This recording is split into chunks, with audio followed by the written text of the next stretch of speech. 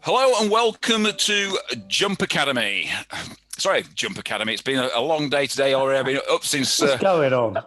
I've been up since the crack of dawn. I've been talking to people about the Academy for training and advisory and all sorts. It was a 5:30 start, but there you go. It's still filling in from there. But no, welcome to Jump Advisory Group. Say again, Dave? Who is this man on this call? I don't know. Can we have Howard Greenwood back, please? Where's Howard Greenwood? I do apologise. Last week's presenter. I was going to say I had so much stick from last week from Paul Sharp, coming in from Lancashire and taking over the Yorkshire mould. But there we go. But it's one of those. The odd mistake here is always good. It's always good for the bloopers script and what have you. At the end of the year, when we put the bloopers out, which will be just Paul Jacobs and Paul Sharp constantly and nobody else. And then that one little bit. So that's in talk. But as we said, this week is all about the proof of the pudding is in the eating. And quite a few of us eating a lot more pudding than others. If you've seen our local sort of LinkedIn profiles about what we did at our board meeting, we talked 2 minutes about work and spent 8 minutes eating chocolate. So this week we said the proof of the pudding is really important. And through our long careers in recruitment, we've built some really sort of different styles of brands, but also Paul Jacobs and Paul Sharp have been involved instrumentally in building two brands to become, one to become a household name and one to become a name within the technology marketplace. And I think sometimes brand is often very confusing and sometimes it's not really that important for top levels executives because they tend not to see the tangible benefits that a brand gives. What we've learned from our own operations and other operations that we've done, that operating without a brand strategy is really a recipe for sort of accepting anything. And accepting anything isn't what a business should be all about. So even small businesses, it can be really dangerous if your brand isn't really promoting you in the right way. So without a brand, a business sort of lacks really identity. And what we've been talking about constantly, it lacks purpose. And without a purpose, a business can't really stand out from the competition. So if you're not clear on your purpose and the strategy, then marketing is really, really important to make sure that your clientele understand what it is. So if you're saying you're an expert, but your digital footprint says something different, and this is very interesting when we start to talk about Office Angel and we start to talk about Interquest. If you say you're an expert, but your digital footprint says something very different, then you're going to get very conflicting views from your client base and what your client base actually thinks and understands about your business.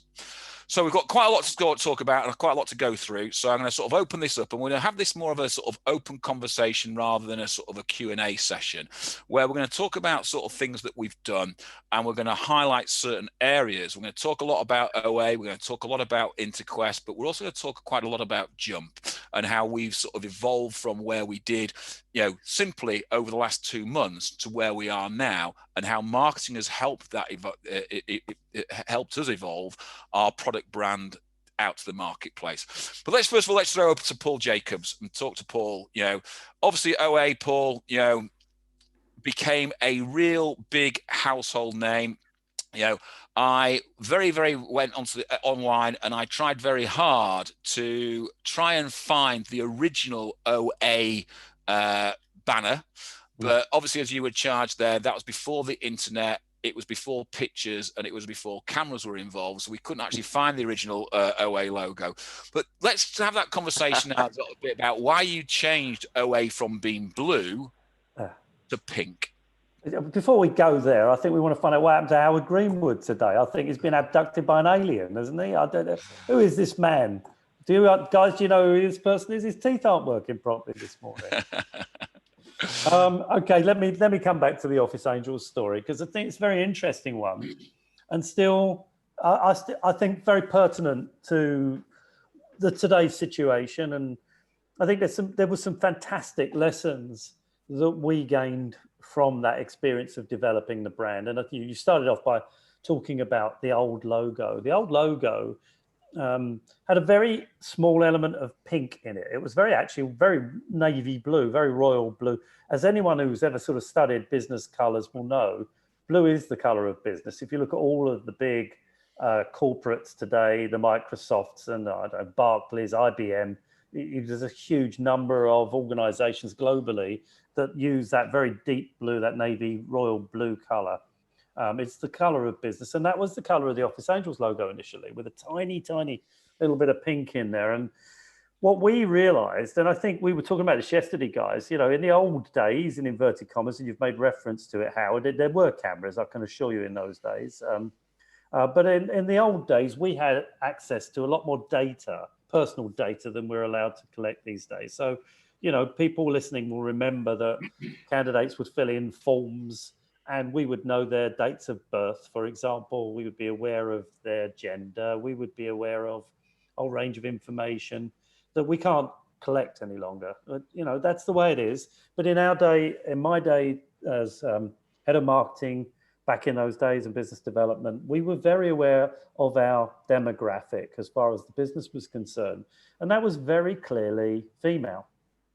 It was very clearly a female business. We had 90% of our staff were women, and something in the order of 90% of our candidates were women. Not only that, but we knew too from the information we had that the age demographic was interesting, that it was typically 18 to 35-year-olds. We also knew, because we were allowed to collect that data in those days, whether they were married or single. I mean, we were very clear understanding of who our audience was. And we took a very, I think, brave decision at the time that we would become a very feminine organization in every sense. And that is why we made the decision at the time to change everything about the look and feel of the company. And that's when it became very pink. I mean, it was a pink that was so pink that it made your eyes bleed when you looked at it. And we took that decision against a lot of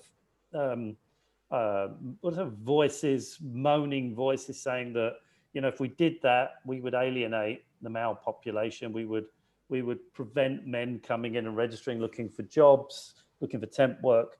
Our male clientele, the organizations that were providing us with temporary permanent opportunities, would find it offensive and stop using us. And we had all of those voices, all of which we needed to listen to.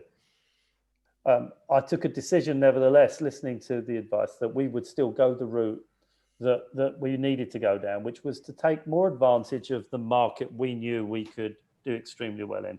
Our market was, and this is to the point, an office support business. We were an office support business. We were not interested in, not that there's anything wrong with it, but we were not interested in providing blue collar, as we used to call it, workers. Industrial work was not something we were interested in. We were a premium rated office support business, which was in those days particularly a feminine area. So I knew that in order to boost our market share, we needed to be brave enough to say what we were, to be what we were, be very visible in those areas and not be frightened to make those decisions. And that's what we did. And it paid off big time. The interesting point here is that, I mean, there are plenty, I'll bring Paul in a minute to talk about Interquest, but the interesting point was that our male temporary population went from about 10% to 30%. And to this day, and I mean, this is several years later, I'm still not aware of any man that was using Office Angels as a client that stopped using Office Angels. It had no impact in that sense whatsoever. People found our marketing interesting, enjoyable, fun. We stood out from the marketplace. This was at a time when we were competing against the big corporates, you know, the Adecos, the Brook Streets, the Reeds, and so forth. And the name itself, Office Angels, was different. We weren't frightened to be different. And we used everything in our power to create the difference between our brand and everybody else's brand, and was not afraid either to turn business away or indeed take the view that some people would not be interested in working with us. So before we sort of carry on that story, there you mentioned sort of Paul Sharp were talking about sort of Interquest and what he did with Interquest. And Interquest is a very sort of different sort of situation. So let's bring Paul in to sort of bring his sort of views on that from an Interquest point of view. I think what you're saying, Howard, is my story is probably a bit more interesting than Mr. Jacobs' story. But I won't elaborate too much. I'll continue. We have just been asked a question by Claire, by the way, but we'll try and pick that question up just a little bit later on towards the end, rather than darting everywhere. So, Howard, if you just sort of nudge us. Yeah, I've got Claire's question primed and ready to go. Yeah, cool. So I think, Paul's touched upon some of the elements there, which I think is just being really clear on who you are and what you want to be known for, and then sticking to it. And I think, Paul's challenge was completely different to my challenge. When you are a SME type business operating in, digital data and tech, then standing out from the crowd and making sure that your voice is heard is actually quite a hard thing to do. So it's about being really clear on your key messaging and sticking to that in everything you do. So I'll give you an example, because people will probably ask me for practical examples.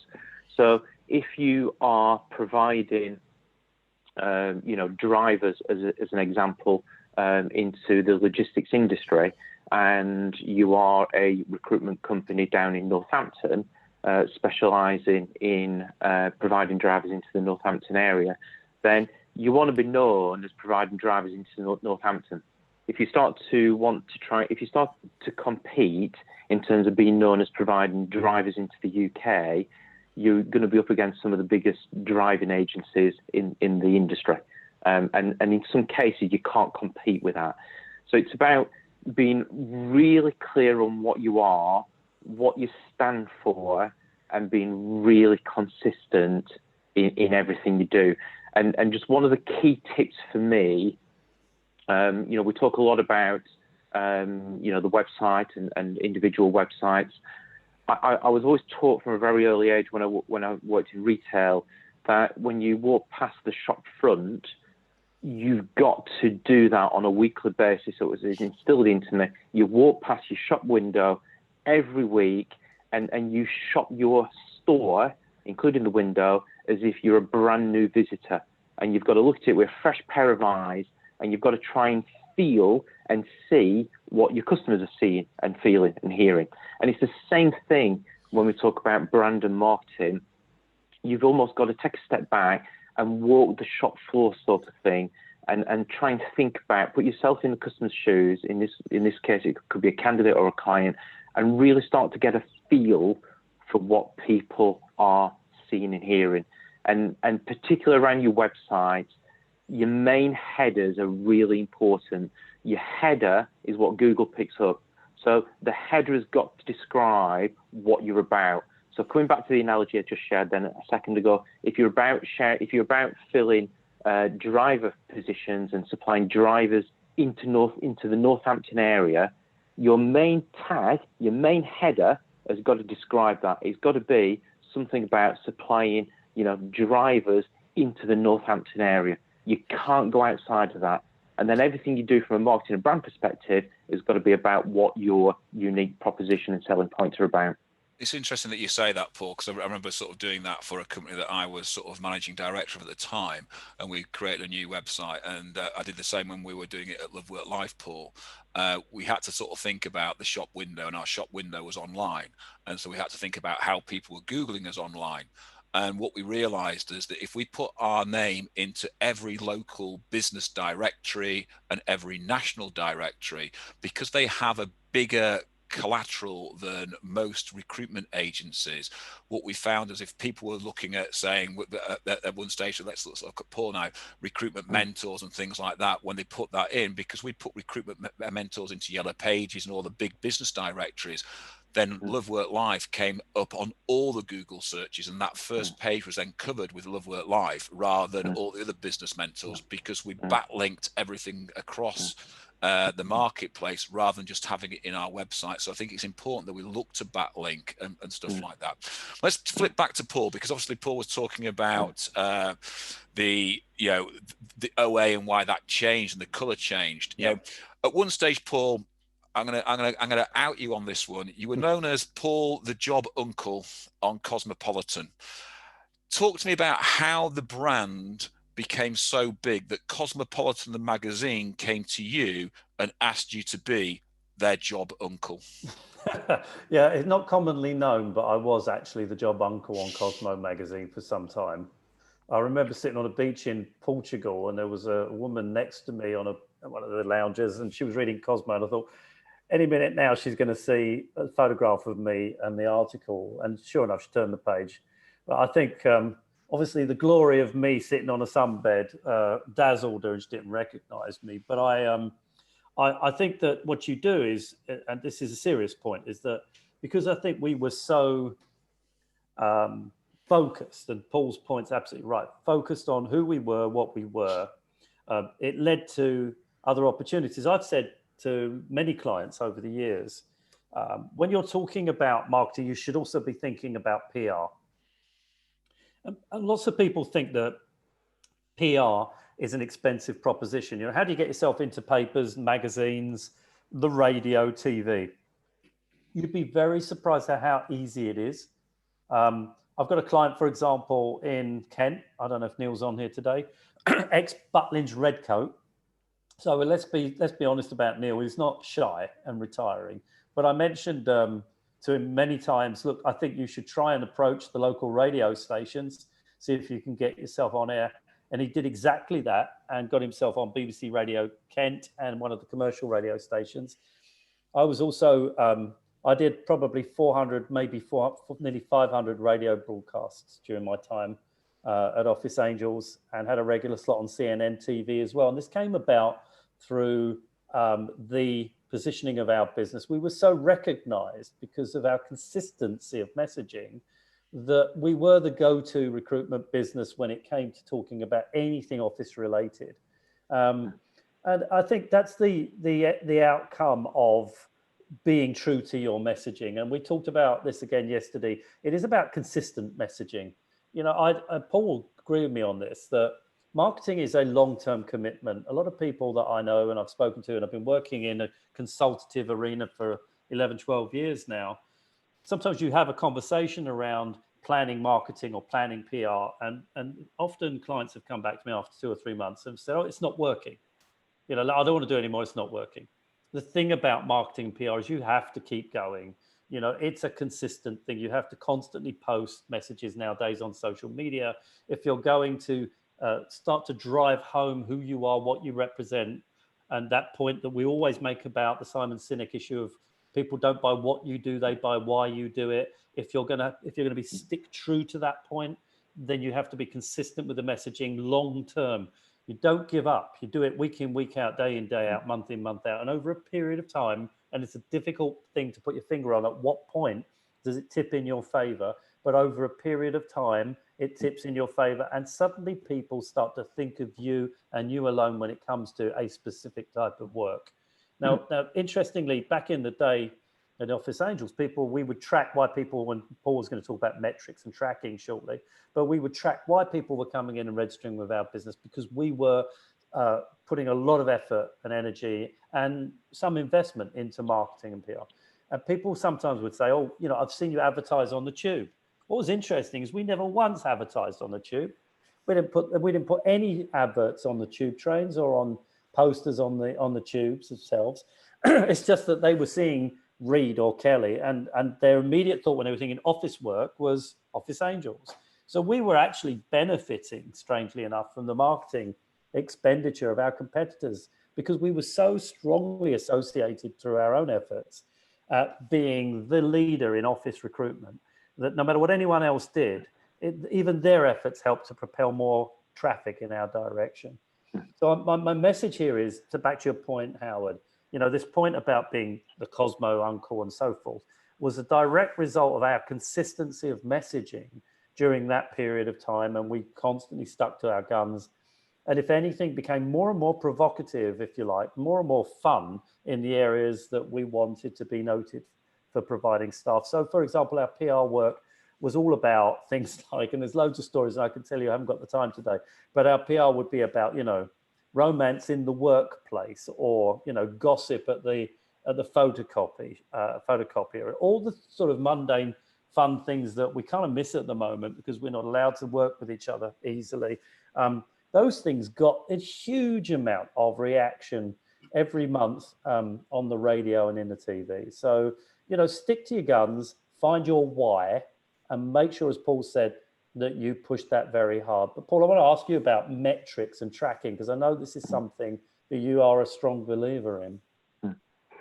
I've just got the giggles here. 'Cause Uncle Cosmopolitan, all I can think about is Uncle Fester. Not that I'm making any comparison, but I have got the giggles a little bit. So I'll try and focus. You're absolutely right. I think there's two parts to this. I think that the first part is just being really clear on what you were trying to achieve. So at me for Interquest, it was all about creating, and we talked about this in previous webinars, it was always about creating a fan base. So I took the fan base from 16,000 to just under 100,000 in over a sustained period of time. It is a long-term game; it's not a short-term game. Like won awards in terms of being recognised as somebody that was probably punching way above our weight at the time. And the intention was to drive more traffic, more interest, more fans back to the website so that we could get the candidates, and this was all in niche areas of technology, we could then get the candidates through to the website, they'd find it interesting, they'd see some jobs, and either they'd register the details or they'd apply for a job.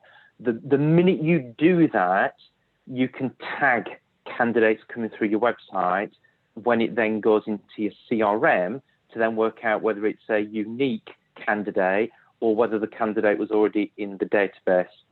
And for me, I think, the web traffic is really important. I think being really clear on what your competitors are doing, and I know, Paul, you and I sometimes have slightly different views on that, but I always had, 2 or 3 companies that were absolutely in my eyesight.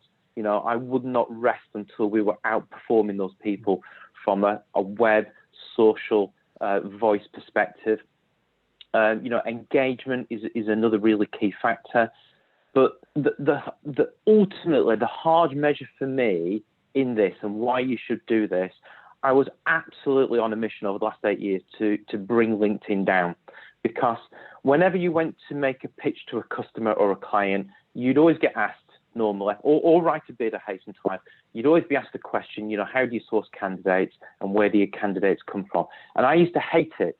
I used to hate it when I used to see people advertise roles, because for me, what differentiates you from every other agency if all you're doing is posting stuff out there and waiting for people to come to you? So for me, the USP and how we tried to stand out from the crowd was having a really robust story to tell with hard data around how we engaged and connected and influenced our audience rather than just waiting for people to come in and respond to an advert. If you're tracking your candidate, you can ultimately then track which candidates you're placing and what source they're coming through. The more you're driving traffic through your website, the less you're going to be dependent upon LinkedIn and job boards, the more you're going to stand out from the crowd, and ultimately, the more you're going to reduce your advertising costs. I've got to admit, Paul, I'll just jump in there, Paul, is that, I did a very similar sort of thing with a client where when I first went into the client, their advertising spend was round about £500,000. And after looking at the data, looking at where their candidates came from, what job boards they came from, we worked out that they were paying probably 4 or 5 times as much as they had to do for their advertising. Once we started doing specific marketing out through the database and driving it into their candidate database, that was then coming back through the website. What we found was we reduced the marketing spend by over 50%. So putting 250K onto the bottom line, wow, instantly, is a huge difference. But it's then getting all your people within that business to understand that to amplify your voice, you have to do certain things. So like, Paul, the job uncle, was amplifying his voice in Cosmopolitan. As a small business, you've got to look at where your market will look to. And generally what they'll start to do, if you drive them all back to your website and your website is creating the right things, then you start to do that. And that's where LinkedIn sort of becomes almost a bit of a nemesis, but also a bit of a godsend as well. And it's how you use LinkedIn to drive people back to it. And my view is that if you're a recruitment agency just advertising jobs on LinkedIn, then you're alienating probably 85% of the marketplace at any one time because they're not looking for a job. So really what you should be doing is for every one job, if you then put adverts out that are of interest to your marketplace, so such as, Paul, the job uncle was being, it would then amplify what they're doing and it would make you more the I suppose, the person of influence within that marketplace and within that niche. And once you start to become influencing that niche, then people automatically go back through your website. So being able to track it 100%. is really important. H, can I just interrupt just a second? A couple of quick points. So Paul made a reference to we differ in views a little bit about tracking competitors, and I think actually we're broadly in agreement. I think what Paul's right. You need to be aware of what your major competitors are doing completely. What I've always said, however, is I don't believe you should be overly concerned about what they're up to. Don't obsess about what your competitors are up to.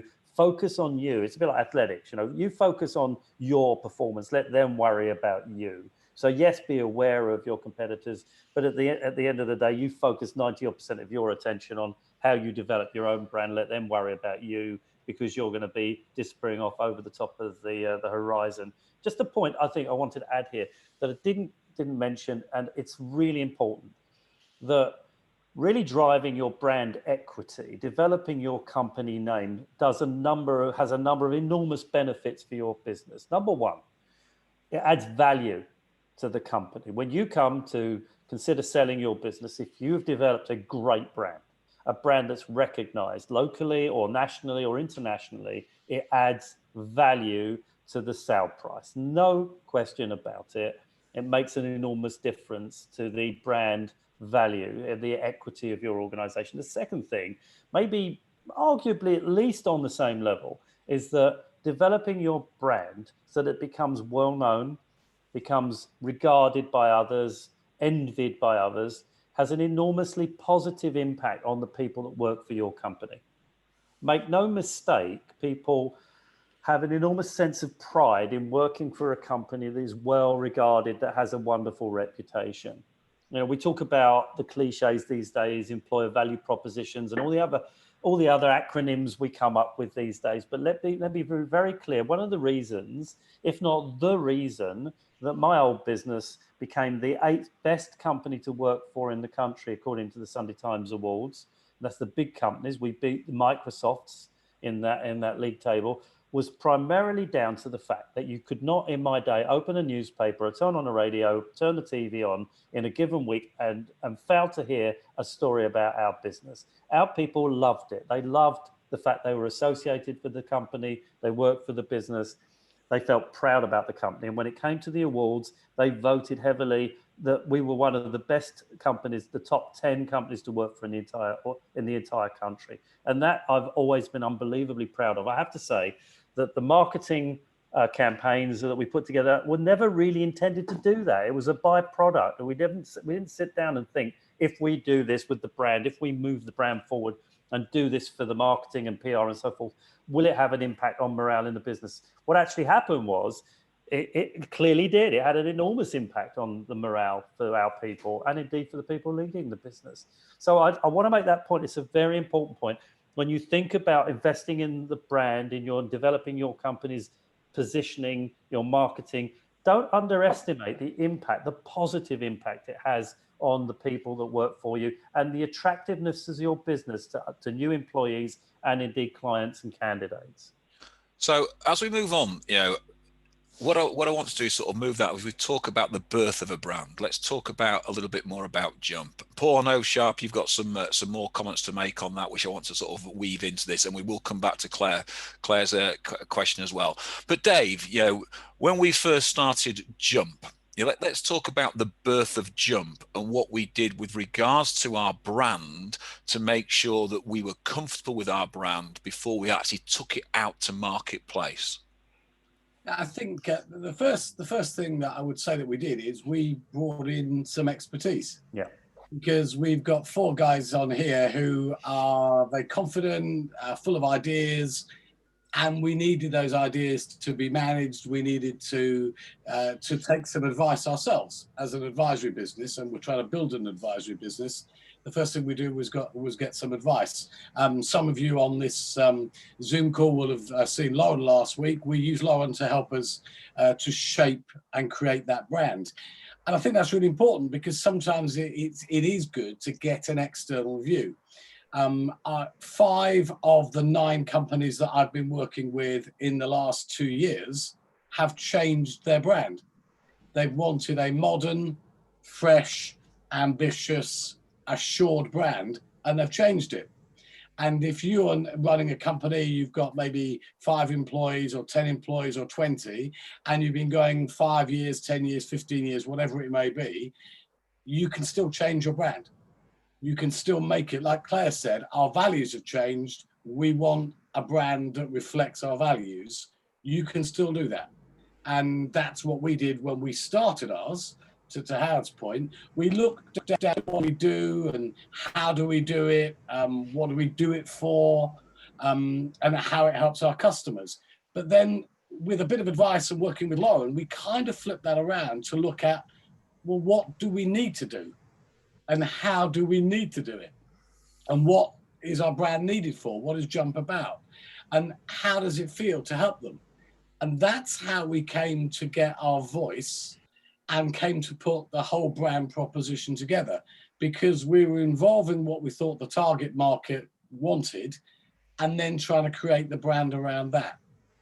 And Paul will come on to talk about some of the metrics, which is really important. But in terms of just building a brand, it was to have an identity. We wanted to be modern. We wanted it to be assured. But we also wanted it to be something that would be acceptable in the market and would have an impact. And you can do that whether you're 8 weeks old, like we are, or whether you've been going 10, 15 years. If you're sitting there thinking, yeah, the thing is, I kind of like where I am, but I'm not sure it's enough, that's okay, because that can be changed. If you've got someone to work with you to help you do that, it can be changed. I think it's quite interesting when we look at that, and we look at that sort of process that we went through, and to us it was very much about being authentic to our own viewpoints, on our own beliefs and our own vision. And I think what Lauren did was she captured our vision and our viewpoint perfectly, and then repurposed them out there to, this is how you can then market that out to the greater marketplace. And it was interesting, at the very early days there was a fifth, like the fifth Beatle, there was a fifth member of the group, and he fell by the wayside because he wasn't aligned to the other 4 of us and our brand proposition and what we firmly believed in. And it was very interesting when we went through that process on how things started to sort of differ to certain areas, but what we found that the 4 of us were aligned, and therefore we felt very comfortable when going to market and finding our voice as a collective, and then moving that out into the marketplace and letting the marketplace see our voice. And I think it was interesting that on the 8th of September, the day after we launched, we were on the REC webinar, the REC Expo, and their comment was that our brand on the actual page where all the brands were was the most visited brand, including beating people like Bullhorn, etc., by 3 times as many as the other people had. And so it sort of shows the strength of a really good brand, and that brand color that stood out from everybody else's, how it drives people to you. And it sort of really helped our launch significantly. I know, Paul Sharp, you were talking about brand and how to sort of bring that, and you talked about growing the number of people and following us. What are the points were you looking to bring out on that? I think I just whizzed through. I wrote down here, because I think I often get asked the question, what's this going to cost, and where do you start? And I think you can start from some really simple ways to start to get your brand in order. Hence the post the other day about having all your ducks in line. Quite like that picture of all those ducks. And so I think the first thing for me, I'll just whiz through these because just conscious of time. The first thing that everybody should be doing is look at your website. So what we're trying to do here is trying to make you have a louder voice in a marketplace where you can be heard. So understanding what you stand for, and we keep going back to that, but that is really, really key. You're not going to be heard in a place where there's lots of other people with a bigger voice. So you've got to pick your battles, and you've got to stick to it. So I think that's really important. The second thing, which I mentioned earlier, Google reads the first line of your website. So if your first line of your website is about your values, and by the way, I'm talking here that there are agencies out there where the first line is the values. That's brilliant, but it's not great if you want to be known in a really niche area. So the first line is really important. The second bit is that you've got to have some content behind that, which is usually around 300 words long, not much longer, but sort of there or thereabouts. And in that content, you've got to repeat what is in the key line. So this is all about Google picking you up, and you'll be more easily found when people are looking for, if I use the analogy, HGV drivers in Northampton. The second part, and Paul talked about this a little bit earlier, it's about links and it's about credibility. It's about being a trusted voice and having authority in the areas in which you're operating. And for that, it's about creating really robust links.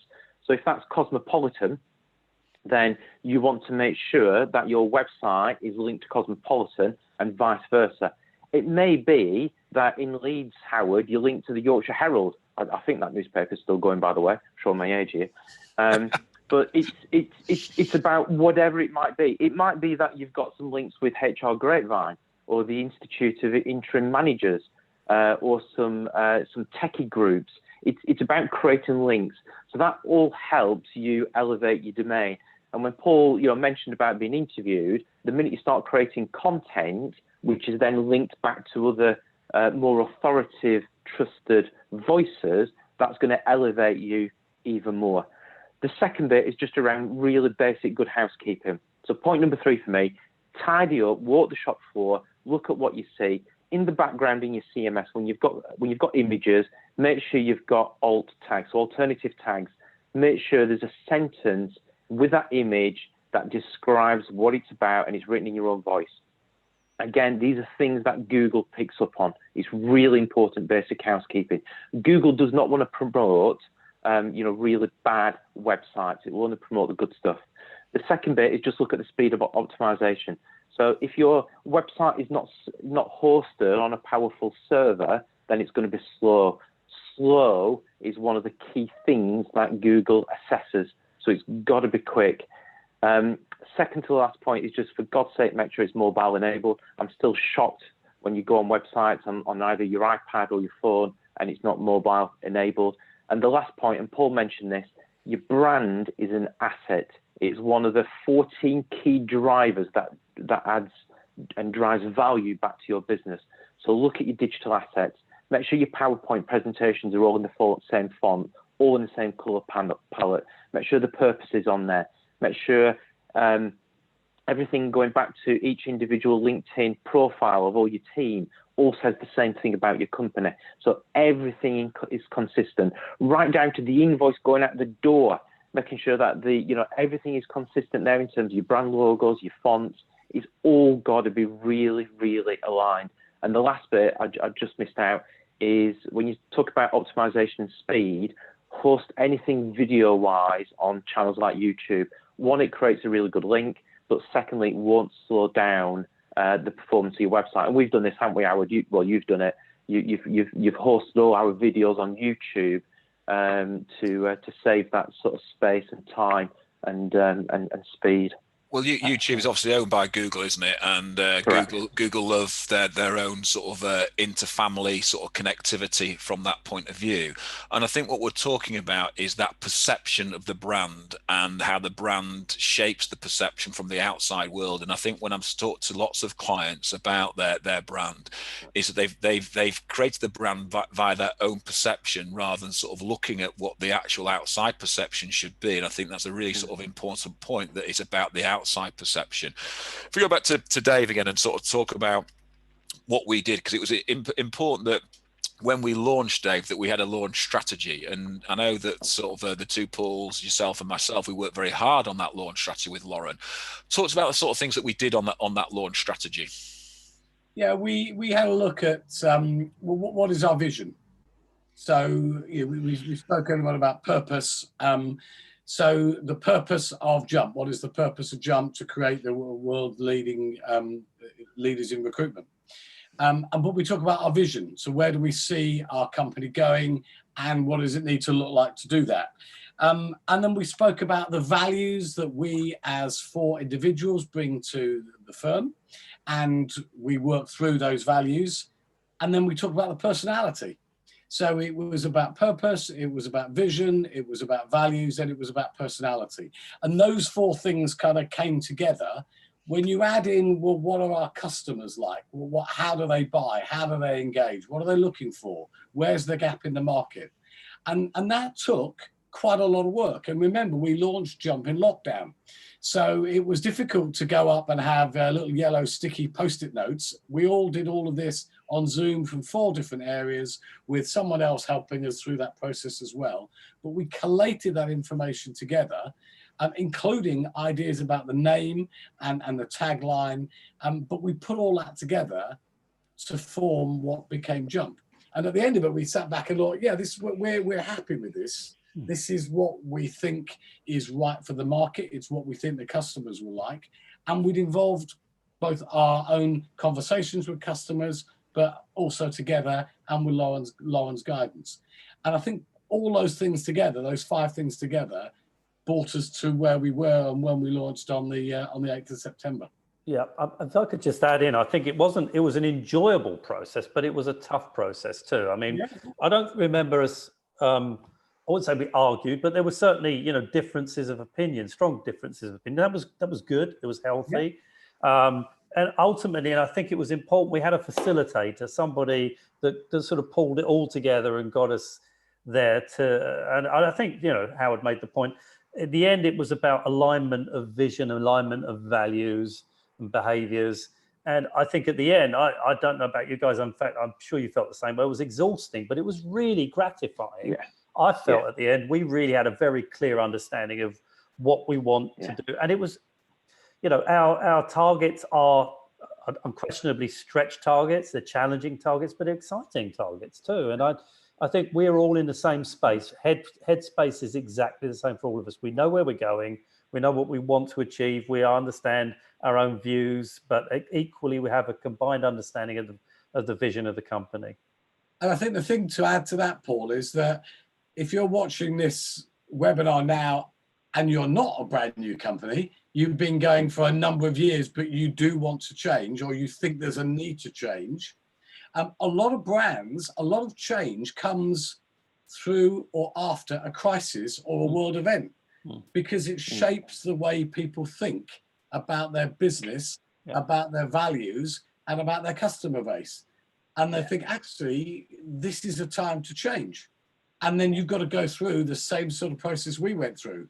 So just because we did this as a brand new company, it's the same process to go through, whether you're 8 weeks old, brand new, or whether you're 8 years old. Yeah, I was just going to answer exactly the same thing for Claire there, because Claire asked the question early on about they're going to change their brand and they want to completely refresh the brand to match their values that they've become over the years, and they're changing their name and they change their brand name. So again, it's about having that structure behind you of a actual plan to say, this is how we're going to get out into the marketplace. This is what we're going to say to the marketplace, and this is why we're saying that. And if that is all about your values and all about your mission and all about your vision, then there is no issue with that, and people will buy that.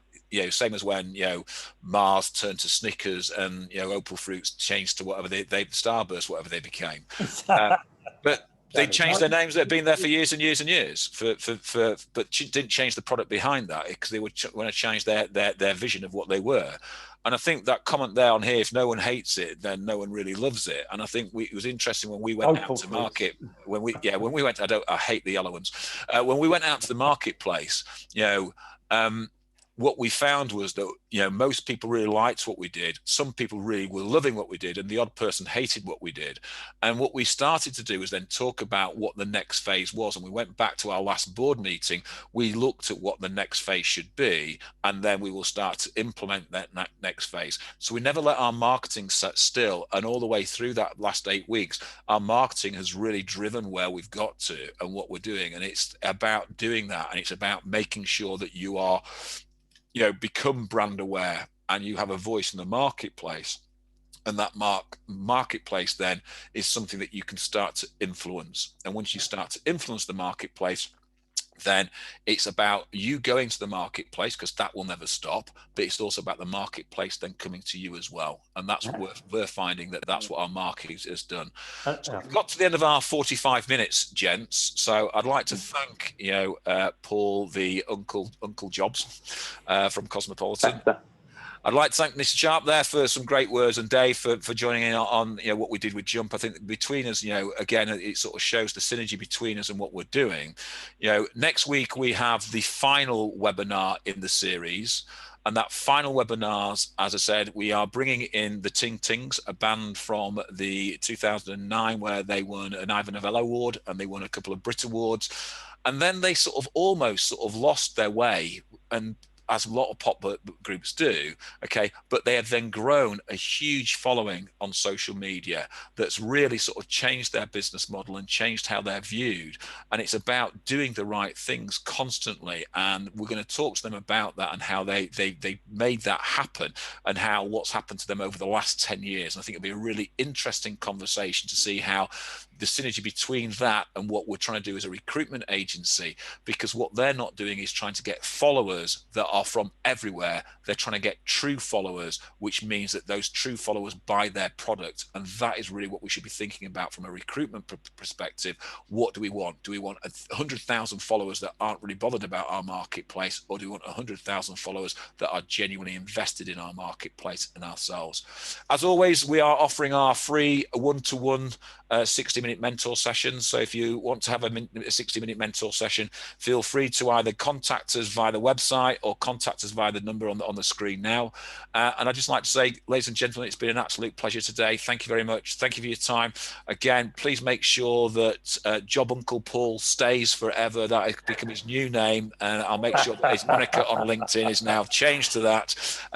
Ladies and gentlemen, thanks for your time. It's been much appreciated. I hope you have a good day. Take care, everybody. Thanks, everybody. Be safe.